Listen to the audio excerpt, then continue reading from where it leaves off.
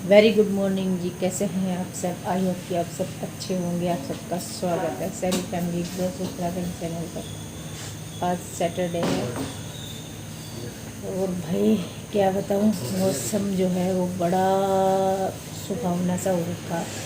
चटक धूप निकल रही कई दिन से और बिल्कुल काली घटा छाई हुई है। परसों रात की बारिश हुई थी और शहर में तो हर रोज़ होती रहती है, सिटी में तो, लेकिन यहाँ इस एरिया में नहीं हो रही थी। दिखाऊँ आपको। कल हुई तो थी यहाँ कहाँ हुई? रात रात हुई को ही थी तो कह रही मैं। रात हुई थी बारिश भाई। कल रात हुई थी भाई, कल रात रात। बारिश हुई थी। हाँ, यहाँ पानी पड़ा हुआ था। तो ये है, ये प्रिंसी को कॉलेज छोड़ के आएंगे और आज उसके कॉलेज में फंक्शन है और उसकी मैं बात बताऊँ फंक्शन की, अभी बताती हूँ आपको। तो जी बात ऐसी थी, आज है इनके कॉलेज में फंक्शन और इवेंट है, मतलब उसमें सेक्शन है कई, जिसमें एक पोइट्री का भी है। तो पोएट्री के सेक्शन के लिए इन लोगों को चाहिए था कोई कवि या कवित्री जो उनको जज करे, तो जज के रूप में चाहिए था। तो वहाँ पे उन लोगों ने जब सोचा कि किसे बुलाएं, तो उनको फिर रिमाइंड हुआ कि आयुषी की मम्मी है, उनको बुला लेते हैं। तो लगभग एक महीने से वो लोग भी यही सोच रहे थे कि वो आएगी और प्रिंसी भी मुझे पूरा फोर्स कर रही थी, इंसिस्ट कर रही थी पूरा कि मम्मी आपको जाना है, आपको जाना है, कुछ नहीं करना, आपको बस जज करना है, मार्क्स देने हैं। और भाई मैंने तो स्कूल में पढ़ा रखा, मार्क्स देने भी मुझे आते हैं, सब आता है मुझे करना। लेकिन वही है, मेरी स्थिति इतनी ख़राब है कि मैं किसी भी इस तरह की चीज़ को फेस ही नहीं कर पाती। कॉन्फिडेंस इतना लो हो रखा है और फिज़िकली इतनी डाउन हो रखी हूँ। तो परसों परसों तक भी उसे ये था प्रिंसी को कि मम्मी जाएगी, और ये भी इंसिस्ट कर रहे थे मुझे बहुत ज़्यादा कि जाना है जाना है। ये इसलिए कर रहे थे कि इसका थोड़ा सा वो होगा, कॉन्फिडेंस खुलेगा और ये बाहर की दुनिया में जाना शुरू करेगी। तो लास्ट में हिम्मत ही हार गई मैं और प्रिंसी मुझे समझाने लगी। प्रिंसी समझाने लगी मुझे कि आओ मम्मी आपको बताऊँ क्या क्या प्रोग्राम है कंप्यूटर में उसने जो फीड कर रखे।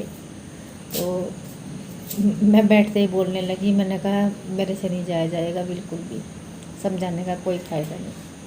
बस उसका दिल सा टूट गया। नहीं तो इतनी खुश हो रही थी बहुत ज़्यादा कि मेरी मम्मी एज ए जज आएगी इतनी बड़ी यूनिवर्सिटी में। और सब कह रहे थे कि आयुषी की मम्मी आएगी, आयुषी की मम्मी आएगी। जज के रूप में बैठना था वहाँ पे। तो ऐसे ऐसे बहुत ऑफ़र आते हैं, बहुत आते हैं और इस तरह से मना करना पड़ता है। अभी एक कॉलेज में वो है कवि सम्मेलन, वहाँ से भी निमंत्रण आया हुआ है, शायद मैं जा पाऊँगी या शायद नहीं जा पाऊँगी। वहाँ मैंने ना हाँ करी ना करी अभी। जा रही वो तैयार होके, मुझे भी जाना था आज। और फिर आज मैं कैसे जाती। आज एक मिस हैपनिंग हो गई, वो आपको मैं अगली वीडियो में बताऊंगी, इसमें नहीं बताती। बहुत बहुत बड़ी मिस हैपनिंग हो गई। वहाँ जाना है सनी जी को, तो प्रिंसी को कॉलेज छोड़ के। ये पर्स भर लिया इसने अपने मेकअप के सामान का, ज़रूरी। ये ड्रेस चेंज कर ली, सूट पहन लिया था जो सूट वहाँ पहनना है। रास्ते में हो रही बारिश तो वहीं जाके चेंज करेगी मैडम जी। और ये जो है तेरे ये इनके बंद नहीं होते, उस दिन तो इन्हें नहीं कर रही थी। तो यहाँ पर प्रिंसी हो रही है तैयार और इसने अपना पूरा सामान फैला के डाल रखा है। ये देखिए कपड़े और ये बैग लेके आई थी, ये काफ़ी सुंदर लग रहा मुझे भी। और ये इसका ये नेल पेंट वगैरह रखे इसमें, मेरे भी इसके भी सब सारा कुछ इसमें से जो चाहिए इसने बैग में डाल लिया। वहीं जाके करेगी जो करेगी, सूट भी वहीं चेंज करेगी। और भाई ये देखो इसने यहाँ पे ना शूज़ रखे हुए, वली रखी हुई है अपनी, पहन के देख रही थी, बेड पे ही रखी हुई। तो मैं इसकी मजाक कर रही थी। तो मैं आपको बता दूँ आज क्या हुआ है। आज क्या ही उस दिन, मतलब 9 तारीख को, ये पिछली वीडियो ही है, देखो ये सजा के रख रखे। मैंने मजाक किया कि ये यहाँ सजा के रख रखे वाली। तो जो मेरा भाई है ना धर्मेंद्र, जिसको मैंने राखी बांधी थी, उनकी बीवी बच्चे सब आए हुए थे, जो पटवारी है। आपने देखा था वीडियो में रक्षाबंधन वाले दिन, उनके फादर जो हैं यानी कि चाचा जी मेरे, वो यहीं हॉस्पिटल में ही आईसीयू में थे उस दिन भी। कई दिन हो गए थे उनको, तो उनको अस्थमा जैसी कुछ बीमारी थी, लंग्स जो है उनके इन्फेक्टेड थे, तो आईसीयू में थे वो। तो 9 तारीख को वो एक्सपायर हो गए। वेंटिलेटर पे रख दिया था उन्हें एक दिन पहले।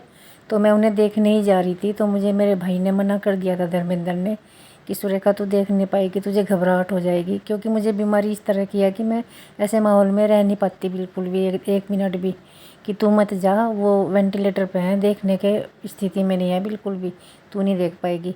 तो मैं रास्ते से वापस आई थी और उसी दिन रात को वो फिर एक्सपायर हो गए, यानी कि फ्राइडे की रात को, और ये फिर सैटरडे था। तो सैनी जी पहले तो इसे छोड़ के आएंगे इसके कॉलेज तक ही जाएंगे, आज इसे छोड़ दें, तो उसके बाद वहाँ से आने के बाद वो फिर वहाँ गांव में जाएंगे, क्योंकि ये मेरे गांव की बात है, गांव में डेड बॉडी जानी थी उनकी। तो फिर सैनी जी गांव में जाएंगे और वो तो एम्बुलेंस में जाएंगे उनको लेके, तो भाई वगैरह। तो ये थी, और बहुत दुख हुआ, बहुत ही ज़्यादा, ऐसे कोई मतलब इतनी ज़्यादा उम्र भी नहीं थी।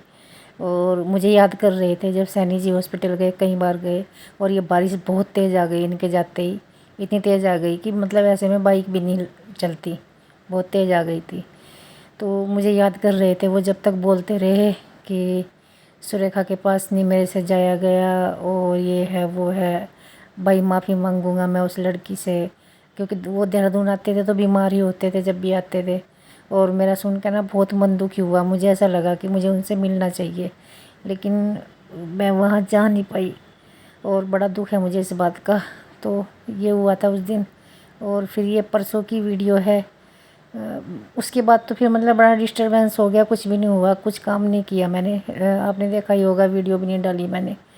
तो ये इसका रेनकोट ले आए हैं, शुभ मुहूर्त निकल गया है, बारिश हो रही थी परसों, तो कान्हा खुश हो रहा है कि आज मैं इसे पहन लूँगा, और बस इसकी पहनने की खुशी इसके चेहरे पर झलक रही है, आज मैं रेनकोट पहनूँगा, और ये है।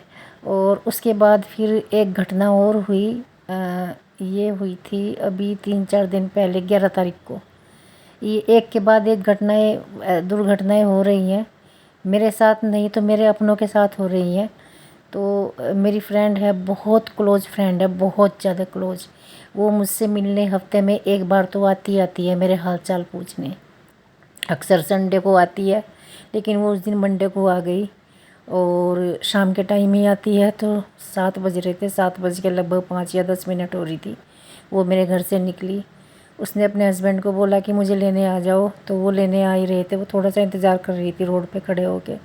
और एक नशेड़ी सा कोई आया युवक, और उसने ना उस पर ना हमला बोल दिया, और जानलेवा हमला किया उस पर, पत्थर वगैरह इतने मारे ना, नाले में गिरा दिया नीचे, और बहुत बड़ी दुर्घटना हुई उसके साथ।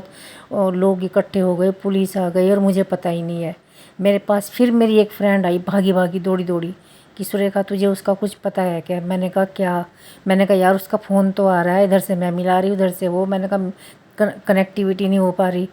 तो कह रही यार उससे बात कर, और उसके साथ बहुत बड़ी दुर्घटना होगी, और ऐसा ऐसा हो गया उसके साथ। उसने तो कुछ और ही बताया मुझे कि एक कोई लड़का आया और गला रेत के चला गया।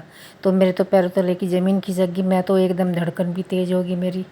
और ये देखिए, ये सुबह की वीडियो है, परसों की ही, शायद कल की है। बहुत सुहावना मौसम था, बीच बीच में मैं आपको ये भी बता रही हूँ, और ये जो हमारे साथ हुआ है वो भी बता रही हूँ। ये मैं छत पे हूँ।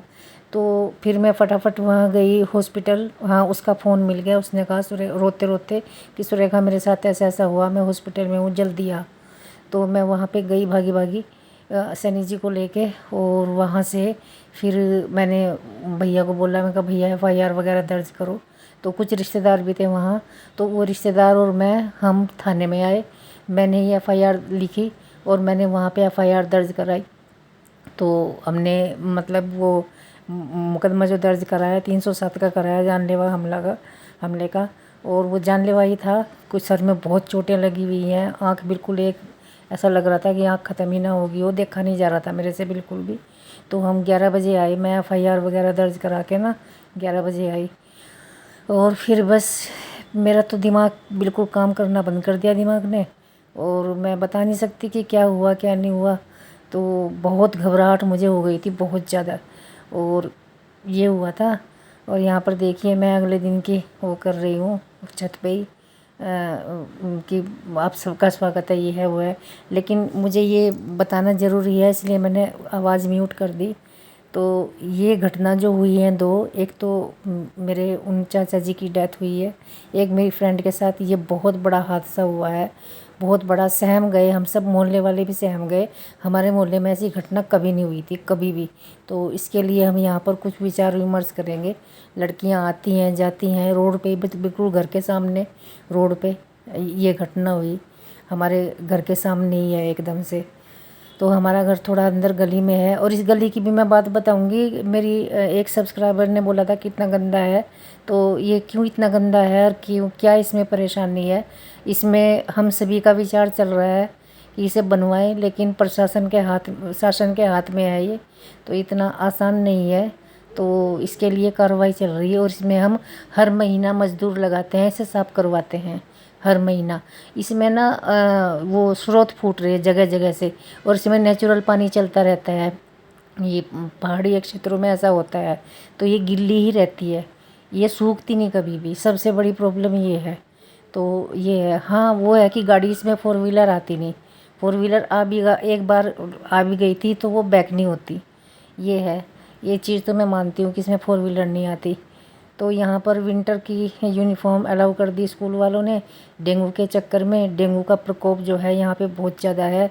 उत्तराखंड में जितने भी डेंगू के मामले हैं उनमें से 58% देहरादून में है। इतना हाल ख़राब हो चुका है यहाँ पर। और मैं ज़्यादातर घर के अंदर ही रहती हूँ, जाली वाला दरवाज़ा बंद करके। मैं तो बाहर ही नहीं निकलती, क्योंकि मैं दवाई भी नहीं झेल पाऊँगी। अगर मुझे कुछ हो गया तो मैं एक गोली नहीं झेल पाती।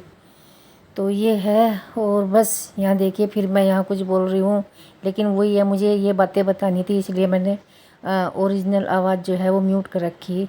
मैं यहाँ पर ये बता रही कि सुहावना मौसम हो रखा, कोहरा कोहरा छाया हुआ। तो ये जो घटनाएं हुई हैं ये इतनी ऐसी हुई हैं, उनसे ना मैं बहुत ज़्यादा सहमी हुई हूँ। और मुझे ना रातों को नींद भी नहीं आई बिल्कुल भी। इतना ज़्यादा मुझे दुख हुआ। चाचा जी का दुख इसलिए हुआ, मैं उन्हें मिल नहीं पाई। मेरी फ्रेंड का दुख तो बहुत ज़्यादा है मुझे।